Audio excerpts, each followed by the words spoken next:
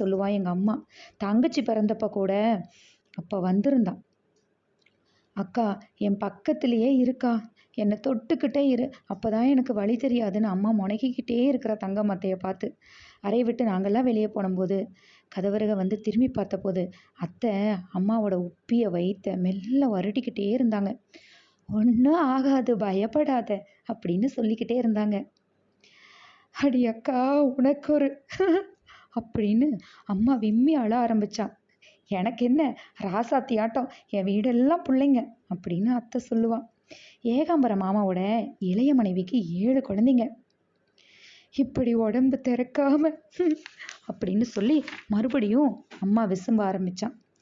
ஏன் என் உடம்புக்கு என்ன, வேலைக்கு பசிக்குது இல்ல, தூக்கம் வருது இல்ல, எல்லா உடம்புக்கு உள்ள சீரு இருக்குது, மற்றபடி என்ன, அடிபட்டா வலிக்குது, ரத்தம் கட்டுது, புண்ணு பழுத்தா சீவடியுது, சோறு தின்னா செரிக்குது, வேற என்ன வேணுமா அப்படின்னு சொன்னான் அத்தை.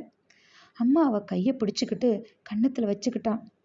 உன் உடம்ப போட்டு அம்புட்டு ரடமாக்கிட்டாங்களே அப்படின்னு சொல்லி சொன்னான். அத்தை உடம்புல ஏத்தாத மருந்தே இல்லை அப்படின்னு வள்ளியோட அம்மா வள்ளிக்கிட்ட சொல்லியிருந்தான். ஊரில் எந்த புது வைத்தியம் வந்தாலும் குழைச்சி கொடுத்த மருந்து அத்தைக்கு இருக்கும். இங்கிலீஷ் வைத்தியமும் அத்தைக்கு செஞ்சாங்களாம். சில சமயம் மருந்துகளை சாப்பிட்டு அத்தை அப்படி ஒரு தூக்கம் தூங்குவாளாம்.